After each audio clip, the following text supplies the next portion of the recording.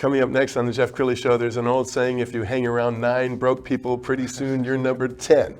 That's why I like to hang around very wealthy people who are doing well for themselves. You're going to meet the host of the Millionaire Mindsets Podcast next.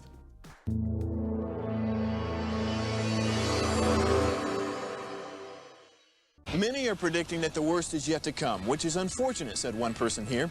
Until now, they've enjoyed the reputation of being the nation's icebox. Watched a burglar in his home this morning by webcam. As a journalist of over 25 years, stories are what make my world turn. Reporting live from the Dallas newsroom tonight, Jeff Crilley, Fox 4 News. But in 2008, I took the jump from my familiar life and started a PR firm from my home. We're talking about anyone with a camcorder like the one I'm using becomes a television network. We started slowly growing the company, and we now have over 100 clients, and we've branched into the world of live digital broadcasting. I now own 8 different TV studios and have a huge team, and the stories that I now get to share are sometimes the most important of my life. Life has a funny way of coming around full circle. This is the Jeff Crilley Show. Well, I am so blessed. I grew up in Detroit, and I learned hustle. I was at 7 Mile and Livernois, and you had to have a hustle as a kid in Detroit. And I relate to anybody who grew up in a tough section of town.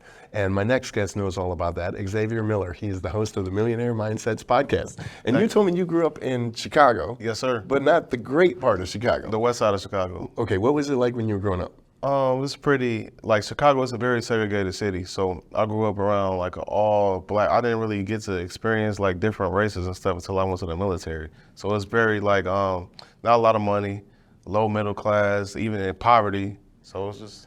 But you learned hustle, don't you? You learned to absolutely, survive. Immediately. Yeah. Something that was always in me. I love that. So you tell a story, and I want you to share it with my audience, that you didn't realize that you didn't have any money until you enlisted in the military. Yes, sir. Share that story with us. So I enlisted at the age of 20, and the reason I enlisted because my brother was in the Navy. So I always had this idea on the military living that it was like something crazy and like, I just thought it was so like opposite of what it truly is. So I went to stay with my brother in Florida for a year right after high school, and I seen he had like a pretty regular lifestyle. So I was like, maybe this is something that I can do. So he convinced me to join the Air Force. So I was like, all right, I'm gonna take my big brother's advice. So I went back to Chicago, joined the Air Force, and when I joined my first 3 years, I kind of just like was bullshitting around, honestly. It's just spending my money, wasting time, partying, having a ball. And then my 3rd year, I got tasked with a deployment. My supervisor came in my office. He's like, Miller, you got tasked to go to Qatar for 7 months. And I'm like, shit, I never wanted to do that. I was kind of upset about it. So he was like, but before you go, I want you to go create a will just in case. And then when he said it, I remember just being taken aback, like, a will? Dude, I'm 23. And he was like, it's so funny, I'll never forget. He gave me this look like, do you not know that you're in the military? Like, anything can happen. You go overseas, bomb blows up, you're gone. So I'm like, all right, I took his advice. I went to go create the will. I was in a room, it was about 30 people. I was the youngest person in there. No exaggeration, Jeff. I finished my will in less than 60 seconds. If you know anything about wills, if you finish that quick, that means you don't have anything. I remember writing down I had like shoes, an Xbox, a watch that my girlfriend bought me, and nothing else. And I was just looking around the room. I was like, I started acting like I didn't want to look like I was the only one that was done that quick. So I started like fake writing stuff down. So it was the most embarrassing, like shameful moment of my life, but it was necessary because it was a wake up call. It was like, oh man, this is like ridiculous. Like if I did go overseas and die, it's been like I'm living for nothing. Like I don't have pretty much too much going on. Okay, so when you get out of the military, I read this in an article.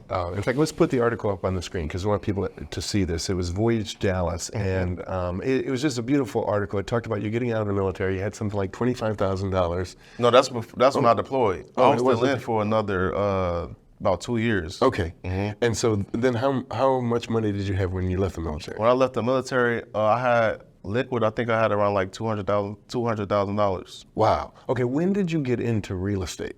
I got into real estate in 2018. December 2018. My first property was in Detroit. Was it? Okay. Yes, sir. Shout out to Detroit. D-Town. Yes, sir. So tell us about your first deal. Do you remember your first deal? Absolutely. So my first deal, you know how Detroit is. They have very cheap properties. You can find properties that are like extremely cheap. So my first deal, it was a 3-bedroom single family home, and it was $17,000. And so at the time, I was doing a lot of educating myself about real estate and how to do deals, and I was like, I have the money to do this, but I don't want to use my money. I want to use the bank's money. So I went and I got, with a property that cheap, they didn't do mortgage loans or investment loans. It was only like a personal loan. So I took out a personal loan for $14,000. Like I said, the property was 16.9 to be exact, so pretty much 17,000. So I paid $3,000 out of pocket and took the loan from the bank. Now the loan payment, since it's such a small amount of money, the payment was like $200 a month I had to pay back.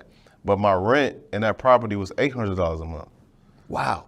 Okay, now do you still have that property? Did you I sold it last year. And what was the total profit, if you had to guess? So the total I made my money back just from rent. So the $17,000, I made that back in rent within like, I can't even remember the time frame, but I remember making it back. Then I sold it for double than what I paid for. Wow. A little over double. Well, I love it that you are so passionate about sharing these secrets and passing them to other people. And you are the host of a wildly popular podcast. Before we show this clip, I want you to talk about the Millionaire Mindsets Podcast. How long have you been doing it? So I've been doing the podcast, and next month, the end of next month, it'll be 5 years. Wow. Yes, sir. And it's one of the top rated podcasts in the country. Yes, sir. Yeah. Yes, sir. You have to feel good about that. I feel amazing about it because it was something that it wasn't, when I created it, that wasn't the intent.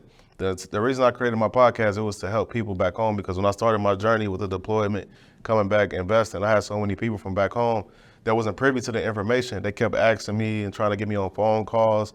So me and my girl, we sat down and we was like, maybe we should just start a podcast that could be a central location for everyone that is back home. So instead of you having to be on the phone all the time, these friends of yours, they could just go listen on the podcast and hear you talk about it. So the idea of hitting the charts and doing all those things, none of that crossed my mind. Monetization, none of those things crossed my mind. Okay, So we're to gonna see your podcast lasted for an hour, and we can't. Right. This is a 20-minute show, Yes, so we sir. can't show the whole thing, but we're gonna show a clip. Yes, sir. Let's go ahead and roll that. Gotta get your brain right if you're trying to make $1 million. If you ain't gonna do it for yourself, then do it for your mama. Only stay surrounded by them people if you know they solid. Elevate your hustle up today to double up your profit. Trying to learn some game, Xavier gonna talk about it. No Deanna, speak that everybody vouching. Ain't no more excuses valid. Get up off the couch and get up in your bag. To your bank account, need an accountant.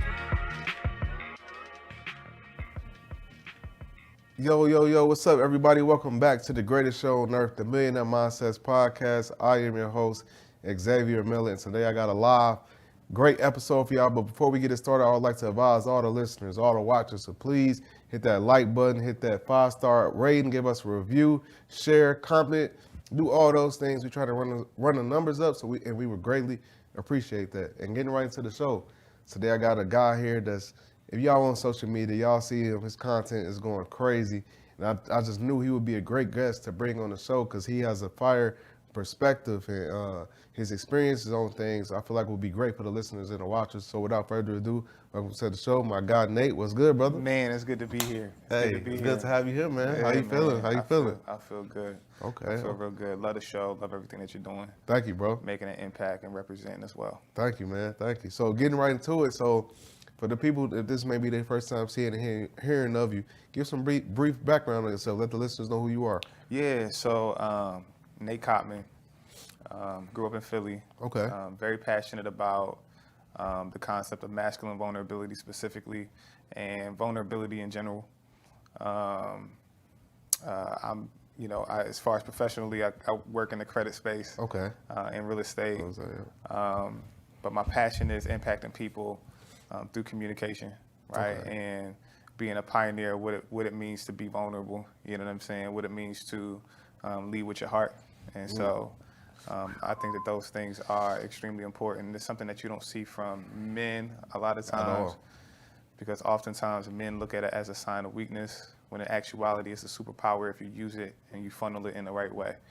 So So I want to compliment you, Xavier, because, I came up through broadcasting, and in broadcasting, they teach you how to talk and just, be very scripted, and every sentence ends like this.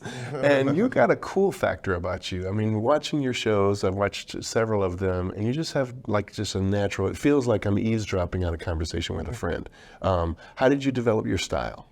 That's a great question. Honestly, I try to perfect my craft and get better and better. Actually, I'm doing some things. I'm taking speech classes because I always want to be evolving. But I think it comes down to me just being naturally who I am and just asking great questions. Yeah. You know, I think, you know, you've been in media much longer than I have. It really comes down to holding the conversation, was being interested in the other person you're next to and asking the right questions.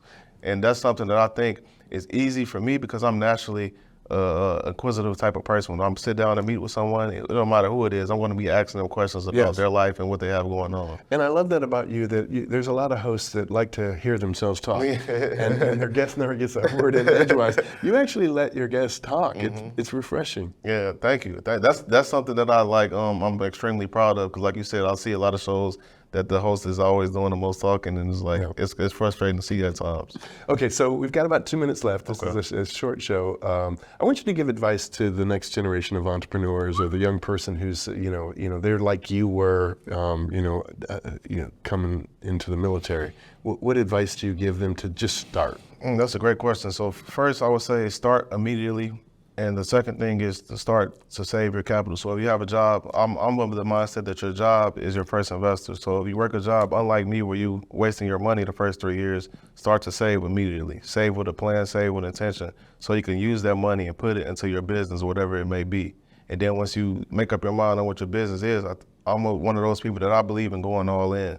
Not 1 foot in, 1 foot out kind of thing, just being completely all in 100 miles per hour, because I think that's the best way to see results and to also see results at a fast pace. Wow. You know, that's how I see it, because it's so competitive these days. Well, you are inspiring me. We're going to have to share notes about Detroit. So, congratulations on your success. And I want to make sure that you get a bunch of people liking and subscribing to your YouTube channel. So we're going to end by putting that up on the screen. There is Xavier's YouTube channel. Please like, share, subscribe, share with your friends. The great Xavier Miller. Thanks for coming on the show. Thank you, sir. Thank you for having me. That's it for now. We'll see you next time.